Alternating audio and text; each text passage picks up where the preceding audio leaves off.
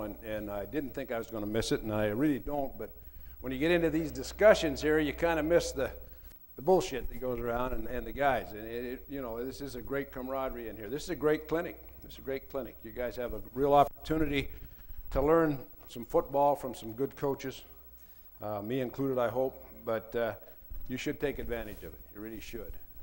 As far as the audio-visual stuff, I'm from the old school too. The computers scare the hell out of me.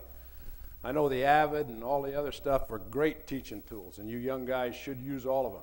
Me, it's a little different. I worked for Jim Hannaford at St. Louis, and we had an archaic overhead. Used to put the paper in it, roll the paper through, took a picture, and put it up on the screen. Well, the idea to keep the paper from burning, there was a little bit of air under there, and it would blow the paper out. So I went to Hannaford one day, and I said, hey, Jim, can I get an overhead projector? Fuck the overhead, he says. Give you a yellow tablet, piece of chalk, and a cigarette, you should be able to coach anybody, he said. So that's how I am with the audio-visual stuff. Jim and I go back a long ways. We coached at Utah together. Jim was the backfield coach there. And my first job, I was supposed to be the receiver coach in the spring and coach the freshman football team.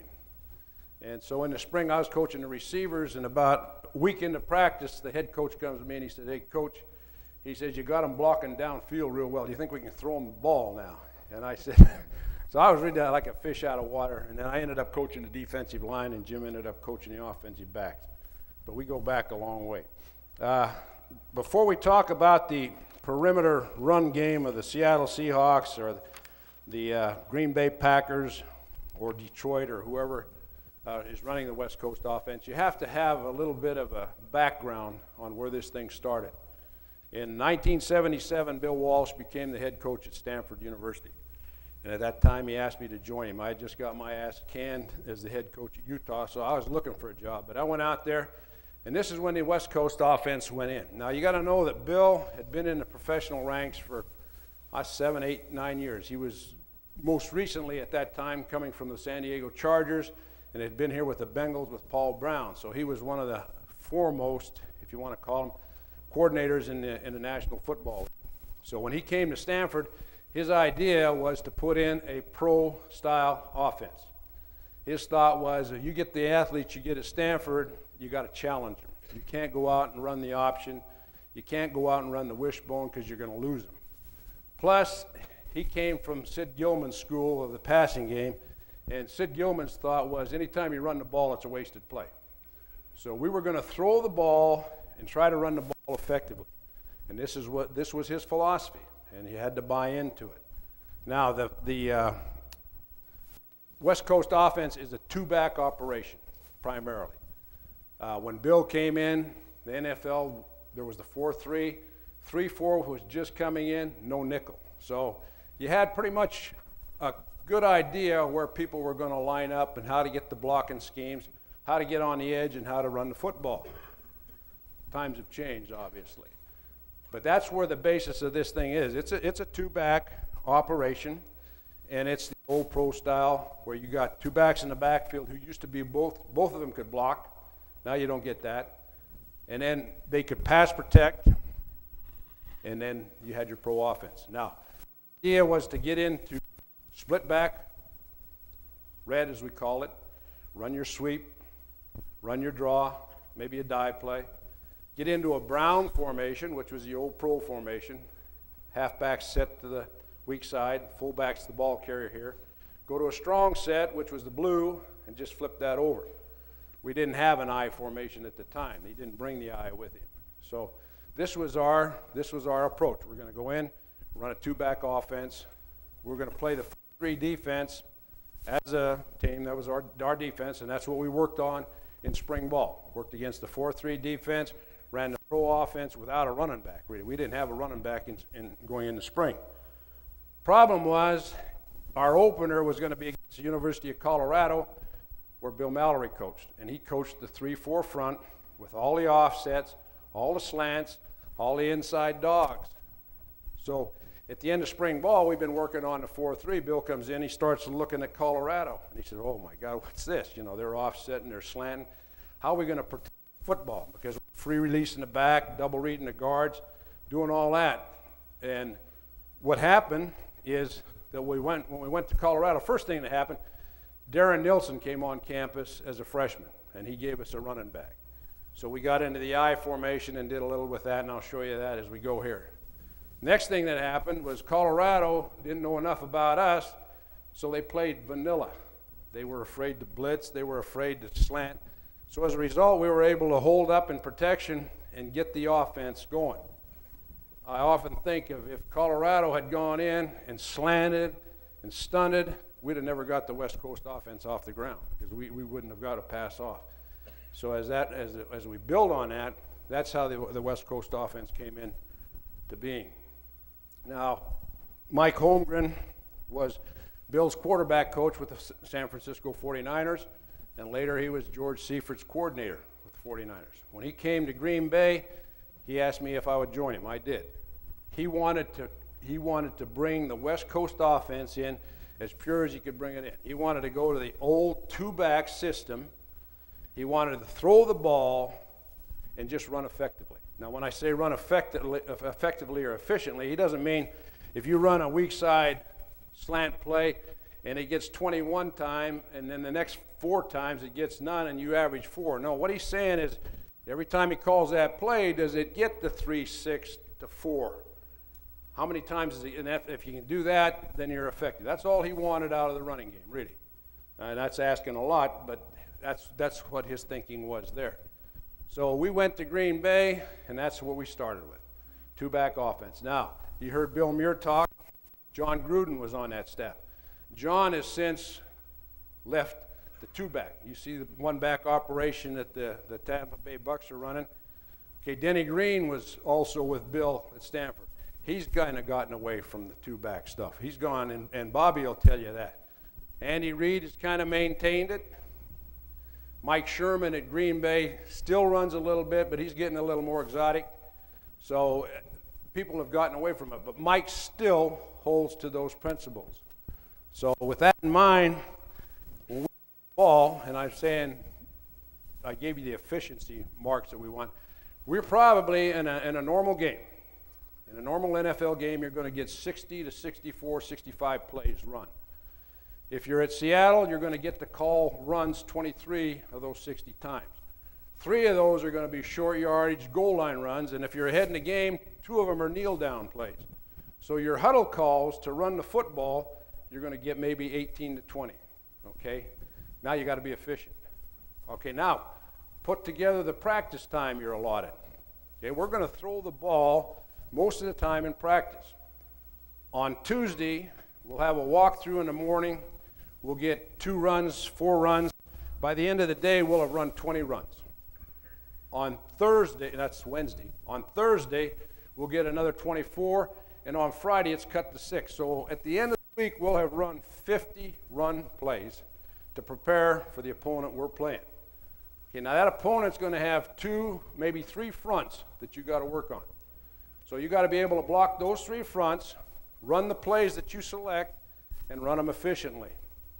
And like Bill says, you know, we got guys on our staff that look at a play and they see something that somebody ran, and they've been running it for years, and it looks good, and we're going to run it in practice twice and try to make the same play look good. Well, it doesn't go, but we'll do it anyway. We'll do it anyway. And then the head coach is going to mandate certain runs. He's going to say, I want to get on the edge out of the red formation. Well, if any of you know the split back offense now in the NFL, it doesn't exist. There is no running game. You can check film, and we do it. We look at the 49ers.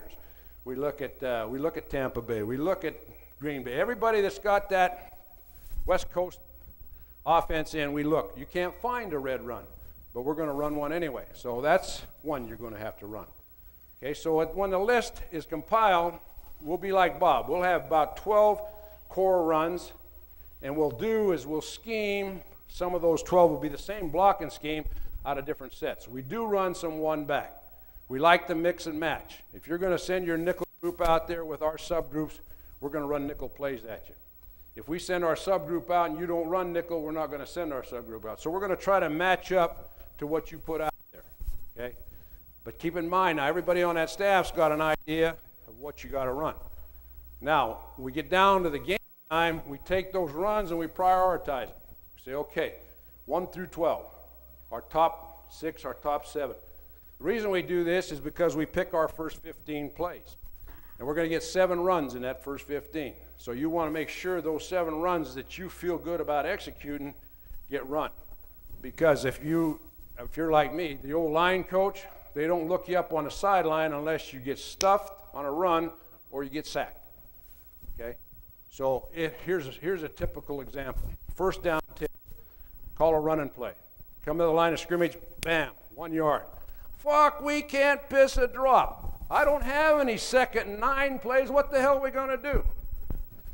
Take it back. First play, pass. Goes back, throws the ball, incomplete. Oh, he just needed a little more time. If he'd had more time, it would have been complete.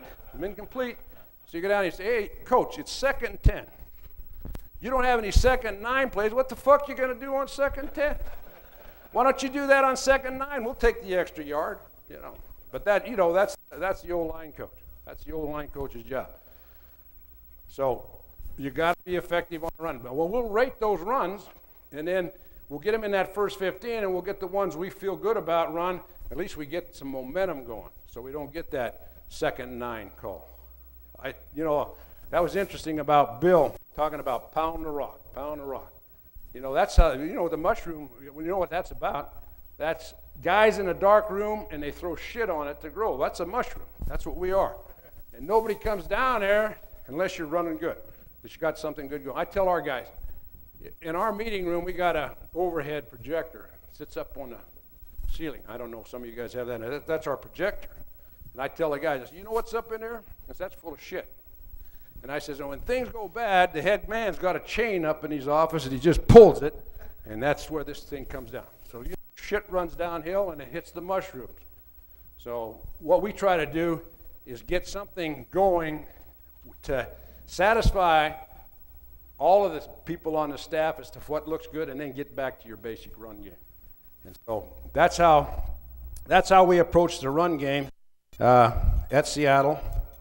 And that's pretty much how we've run it since we've been in the West Coast offense. Now again, like I said, at the end of the year, when we take our run efficiency chart, there are going to be 6 of those things that are going to be there every year. Every year, they're going to be the same 6. And all this other stuff is kind of window dressing. It's kind of window dressing. In these clinics, you pick up you've heard it before, but somewhere down the line, you hear it again and it sticks with you. Steve was talking about his splits, okay? You split to create running lanes.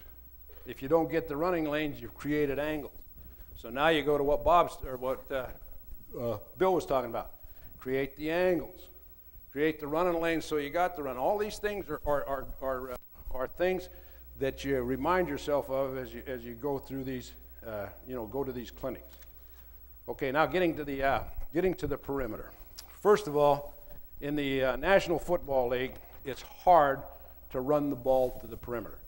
And the reason is that you got linebackers that can run like hell, and they'll pursue. And if they play the Tampa Bay style of defense, they put that linebacker deep so he can cover deep middle, and he's got both sidelines he can pursue to. And then the linemen will shade and don't let you get to the backers. They hold, they cheat, they grab, okay? They're not going to let you get to the linebackers. So to get on the edge, you got to design plays that will freeze the defense a little bit, give you a chance to get to the edge and get to the perimeter. I would say that in this league, and all the line coaches will probably back me, the number 1 play is a weak side lead play, isolation play that gets a lot of yards, and that's inside the tackles. The zone blocking, you have to have that because today you got a wide 3, you got a tight 3, you got a tight 5, you got a 7, you got an 8, you got a 9. The other safety's up in the box. So you have to be, you can't go out and scheme everything because it's not that easy anymore. All right, with that in mind, I mentioned to you that our 2-back system primarily started with the split back, the pro set, and the strong set. However, in the years since then, we've gone to this formation right here. Now, the reason being that we go to the I or the green formation is that this guy, the fullback, is in the middle of the formation and you can't key. If you put a split back set and you put the fullback over here, the defense knows you're going to run to that fullback because that halfback can't block. And if you're going to run the weak side, you got to put your fullback over on that side so you can run the ball. So we put him in the middle to try to at least balance the defense up. So this would be our first edge play. That's the one Bobby was talking about. Let's take the under front. Okay. We'll keep the free safety out of the box for the moment. We'll put him here. We'll cheat him here. The corner here. Okay, now most people run what you call a stretch play. And this is kind of a stretch play, but it's a little different thinking. Our stretch is going to come a little wider than what the normal stretch play is designed to do. You know, you hear, and you guys that coach with Bugle, you'll hear him press the cleats. That means take that outside zone play and press the cleats of the tackle, and when you get to that point, then make your cut. Well, our outside play doesn't start downhill like that. What we would like to do, and we got this from Florida State probably in 1993. Edgar Bennett was our running back, and he had played there, and we liked the way he ran this play. So our first thing is we're going to start that fullback downhill. We're going to start the tailback downhill to have that freezing effect that Bill was talking about on those inside linebackers. We want them to be in a little bit of a quandary and not be able to flow as fast as they can flow. Okay? Now, in the West Coast offense, the tight end is hired and fired if you can run deep patterns and catch the football. They don't give a shit. Well, they do. We give a shit about his blocking. But you don't get any trained killers in that position. So you got to, when you set your game plan, you got to find out what he can do. How effective can your tight end be? Okay, with this in mind right here, normally they're not going to put him on any part of the body of our tight end. They're going to widen him so it's tough for your tackle to reach, okay? And then they're going to play their backer deep, and if they bring that free safety up, they're going to bring that whip backer over even closer to pursue the football, okay? So here's what we do. If this is a wide situation, our split is 2.5 to 3, just like everybody else's, and we're going to say we've created an angle. So we're going to take block that. We're going to bring that tight end down, and we're going to use Howard's cross-hip technique if we can. We're going to shoot that hat across for the far knee. We're going to throw the elbow up, and we're going to keep the ass on the ground so we don't get called for whip kicking. All right, we're going to drop step our tackle, and we're going to pull him for the outside peck of that linebacker right there. Okay? Now that linebacker at times is going to force fast, and he's going to be on your tackle, so there could be a collision right there. The big thing is you can't have penetration at any point from the tackle out. If you do, it screws the play up. Screws the play up. All right, our tackle's going to come out, and he's going to reach for that far peck, and that backer's going to skate like hell. He's not going to get hooked, because if he's getting hooked, he won't be there next time you play him, obviously. So he's going to string it out. Now, as he strings it out, we've told our tailback, and this is a mandate from the head coach, this is a perimeter run. Get to the corner. Get to the corner. Okay, now, we're not so dumb that when he starts to level and go to the corner, and there's an alley right there that he won't take it. The fullback is the eyes, the tailback. He is assigned the strong safety. Now, the 98, we call this 98 handoff solid, and what solid means is he's going to block it solid. He's on the force, okay? He's on the force. Okay, now, with that in mind, our inside, our guard, we don't ask him to slip with his end. We tell him to guard block. This is a NIF block. He's going to take a drop step. He's going to see what's happening at the point, and then he's going to mirror this linebacker to his scrape. Now, the obvious thing is if the tight end has come down and created the run lane, then this play should break up inside of that backer right here. If he pins him and he pins him, this thing should go to the perimeter. Okay, now as the fullback comes down and he's going for the safety, if that Mike backer is on the run, he's just going to run through him. He'll end up blocking the Mike backer because he's on a track. He's like a runaway train. He's going to get on the track and he's going to run, and anything that crosses his face on that course, he's going to block. Now, hopefully, we can get to that Mike backer with our guard. He's going to take a little guard step. If there's a lot of separation here, he'll come right up under there and make the block. If there's no separation, he's going to come around and take the best course to get to that linebacker right there. Okay? Now, we say if or guard. That means when you drop step, if the end goes under, you go around. If the end scraped or widens, go under. Okay? All right, the tough block. Reaching that nose tackle. All right, now here's what we tell our center. There should be a pile there. If our tight end has made a pile, then you should be able to take that nose tackle over, and like when you were a kid on the school ground and your buddy got behind the other guy and you shoved him over, that's what you're doing here. You take him down and dump him on the pile. All right? Now, on the backside, we're going to swap off, try to get to that linebacker, like everybody else is zone blocking. If this guy is a grabber and he's going to hold the guard to allow the backer to run free, we'll tar block that. We'll let the guard block him, and we'll bring our tackle around. That's what we'll do. If we can get the scoop or the swap, we'll tell our tackle, cut that 3 technique so that that guard can get off here. Okay? And then we're going to run away from that guy right there. Okay? Now, the idea is to sell the lead, level, and then get to the perimeter. With that downhill pull, that should bring those backers up. That's what we're hoping for here. We're hoping that that backer will step up, and then we can get to the corner. Okay? Now, we'll overcoach that in practice too much, I think. We don't allow the back to use his vision enough. We're trying to tell that back where to run the ball. And you know as well as I do, once you put the ball in that guy's hands after the first step, he's got to be a runner. I mean, you can sit here all day long and draw blocking patterns, and they don't occur that way because those guys on the other side get paid pretty good, hefty money to play their position. Okay? So that's how we would block the 25 or under front. If that end and that tackle had a tight 5 and he was trying to jam it, we could base that right there. We could base that right there. We have at times cob blocked that, which means we've brought that guard down and pulled the center up around.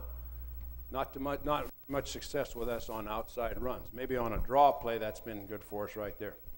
Now, because we are the West Coast team and our guards have to pull, run, and run screens, we get pretty good athletes in there. So we don't mind pulling our center.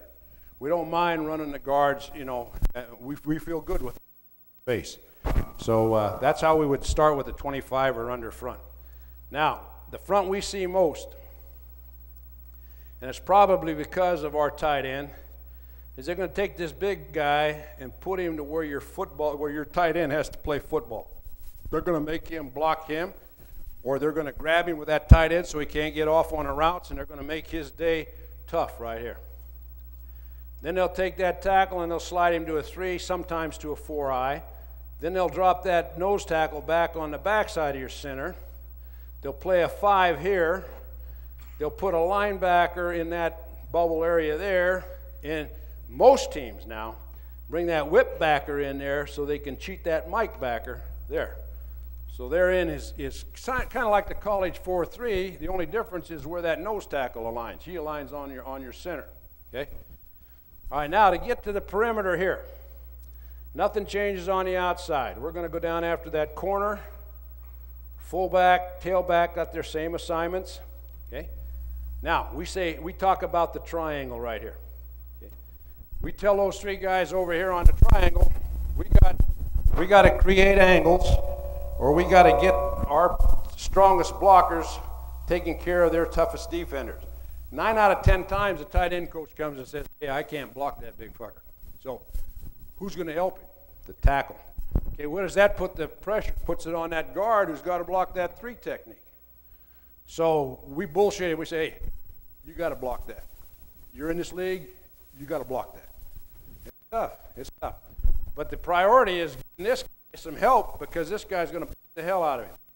So if he's in a 7 technique, we're going to use that outside zone block principle. Again, Howard's principle about that inside shoulder. We're going to come through with that inside arm, shoulder, and lift. We're telling him he's got half a man. If he were to come off with both hands and be in the middle, he'd be here. He comes off and gets half a man, he's here. That's what he's got. Okay, and then the tackle is going to come over, try to get a hip-to-hip relationship, and they want to create movement.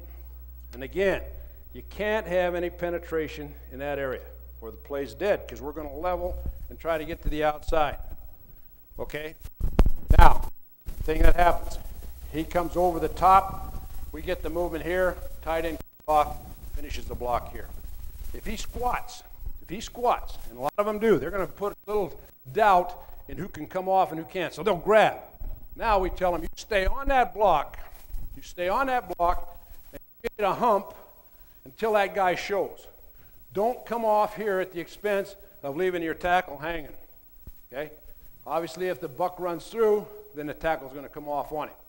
We're saying this, if we get movement here and he has to hump, we're going to get our 3 yards. We're going to go 3, 5, maybe 4. But leave this end hanging in here and the inside, we're going to have a problem. Now we're going to reach here. Okay? We're going to reach there with the guard.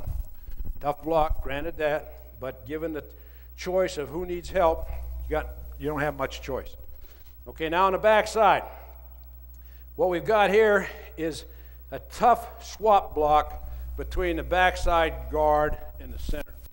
So what we do is we cut the nose and we pull the center. Again, I'm telling you, we got athletes because of our screen game that can run.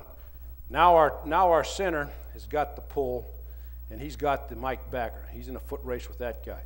We tell our tackle now to sift through that guy right there and cut that guy. Let that guy go. Okay? Cut off the backside. Same idea now. Start downhill, level, get to the perimeter. Okay? That's our perimeter run to an over front. Now, talking about the triangle. Okay? We don't see much 9 anymore. We don't see that guy out there unless it's third down and they're going to throw the ball. We see him in an 8 or we see him in a 7.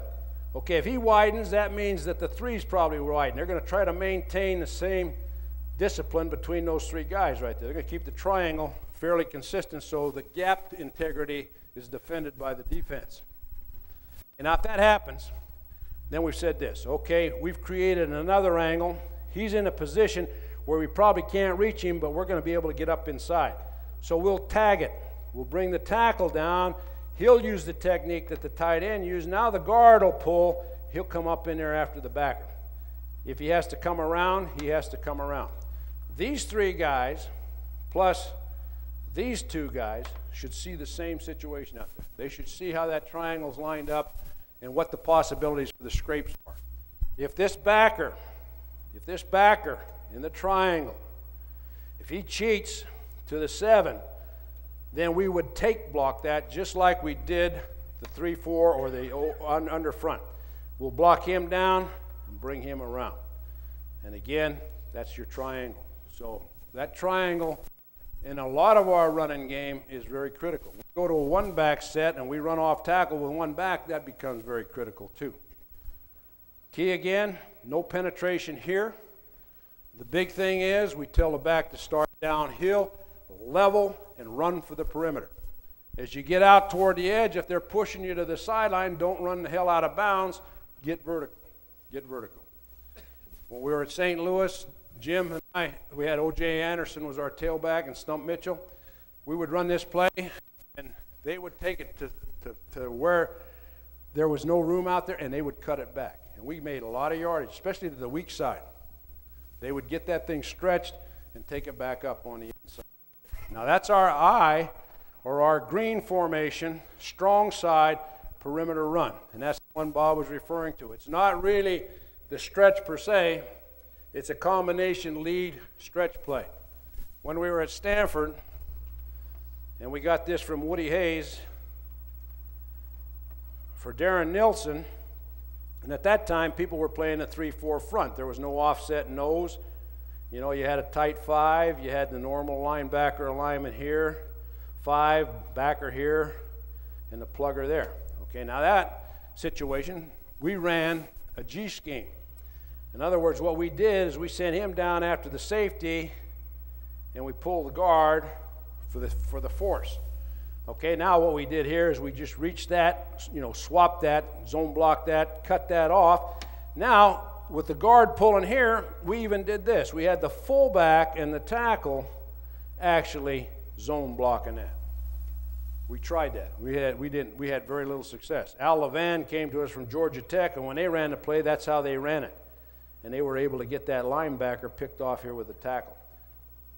But what we ended up doing here on that play was basically putting the fullback on the Mike backer. We call that 98-99 G, and we tossed the ball to Darren Nilsson to get to the perimeter. Okay, now as far as the weak side, out of the green formation, we've toyed with this. Our best run, our most consistent run, and we get tagged as not being a physical football team. We're a finesse football team because we're a West Coast team. But our best run is what we call a 92 or 93 blast. And that's a weak side lead play. Okay?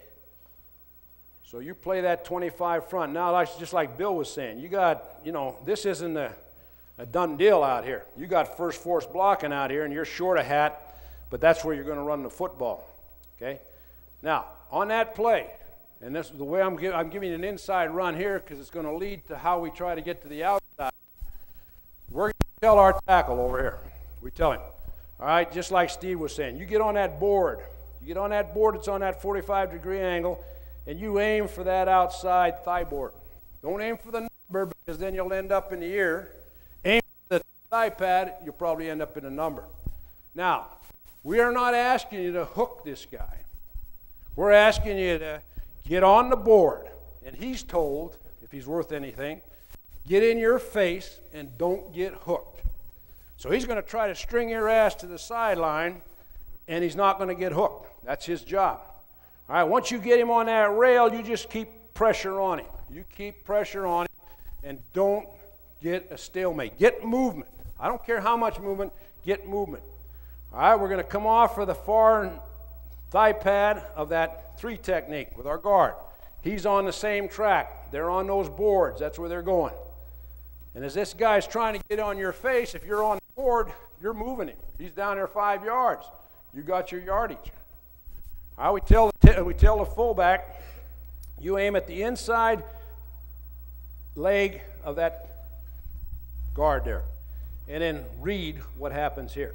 If you can get underneath him and get to that guy, go. If that guy pinches, come around him. Okay? Now, tailbacks aim in the same spot. Most of our yardage will be right off there. And it'll get you 4. It'll get you 3. You got to be patient. Sometimes we're not. Okay, now, on the backside, we tell the center and the guard, you swap this. Now, swap to us is a backside oop or slip, and front side is a slip, so that we can communicate on the sideline. What was it? It was a swap, and then we know it was a backside block. Slip, front side block. Okay, now, we tell him, keep your eyeball on that guy. Don't let him backdoor you, because what people do on that 96 or 93 and 92 blast is they'll backdoor you with that backer right now. He'll hit that back in the backfield. So when they come off, the guard's eyeball on the linebacker, the center's engaged on the nose tackle, and they're going to read that. If that guy comes backside, the guard's going to fall off on him. If he goes over the top, the center should come off on him right there. And then we tell this guy, you shut that guy down right there. You two shut him down. The reason for that is we get a combination cutback play out of that. If this guy is sealed off here and we get a hat on a hat, a lot of times we get good yardage right back up in through there. That's where we get good yardage. Okay? That's our best run. Okay, now, it's not a perimeter run, but here's what we do on the perimeter. All right? We've toyed with this. Weak side perimeter run out of the green formation. Now we're going to green. We're going to run the ball in green. We're 2 back. We're going to invite the 8-man front. The thing we got going out of green is a great play-action passing game. We don't drop back out of green. We run the ball. We run play-action. We'll screen. And at the end of the year, a lot of our passing game comes formation on play action. Okay, now, taking it where you want maybe to stretch that defense a little bit. Okay, same aiming point for the tackle. Same aiming point for the guard. Fullback now, inside foot of the tackle. Tailback, inside foot of the tackle. No cut back past this point right here. If you're going to cut it back, it's got to cut back in here, here, or you may get the outside. But these two guys now are bent to get on that guy right there. Okay, and the fullback's going to take that whip backer right here, and we're going to try now to run at that hole, take it a little bit wider, and if it doesn't work, come back to the blast hole. Problem. These guys, with their aiming point, pretty soon these guys that are playing that linebacker position see the difference in the angle. So all of a sudden now we got mush. We got a guy trying to get a little bit to the perimeter, and if he had been running inside, he'd been more successful. Okay? All right, so that doesn't work. Okay, so we're going to get to the outside edge on that defense there. We're going to take the nose, just give you the basic under front. Here. Okay, here, here, and here. All right, now we tell a tackle, now we want you to make that guy think you're reaching him. We want you to come off knowing full well you're probably not going to get the reach. Now, I say that with the normal human that's in that position. Walter Jones will get that reach for you. Chris Terry will get that reach for you. He's got that quickness. So I never say don't get out and hook him, because they can do it. What I tell the normal human is don't try to hook him, because he's going to stuff your ass on the line, because nobody in his right that's a good football player is going to get hooked out there. But we're going to come off with a little wider aiming point here. Same thing with the guard. We're going to bring him at a little different angle here and probably try to get him around there on that. Now it's like your strong side 98 handoff G without a tight end in place. That's basically what you're running. No success doing it, really. No success. The time we had success getting on the edge was when we went to the Super Bowl and we had Dorsey Levens as our tailback. Dorsey had a feel for the blast play. He would make the same run, or the three different runs look the same, the way he approached the ball. So what happens is this, and it goes back to the old days when we first went to Stanford. Joe Madrill, I don't know if you guys, this is way back. Joe Madrill was Sid Gilman's line coach forever, one of the top guys ever to coach the game. We asked him about their outside, they called it a blunt play. Now keep in mind, in those days they had a tailback, a halfback, and a fullback that could block for each other. So that made it easy. This could be the fullback and the halfback. They didn't have to change to tip it off. If they were running that play, they ran the idea of taking it to the outside, and if they couldn't get the outside, they broke it back inside. That's how they ran, when they called one play. Okay? So, getting back to the outside perimeter on the weak side, we say, well, let's just run the blast, and we'll let these two guys read it, and if they can get that edge, we'll take the edge. Dorsey Levens would do that. So it looked like the blast, and all of a sudden, he's outside. You play the San Diego Chargers, and they got Junior Seau, and they let him freelance. Okay, we would block it this way. Put the fullback on that big guy right there. Now, that's not a good matchup, but given the fact that Seau is going to come through that line of scrimmage and hit you in the backfield, we would do that as a change-up.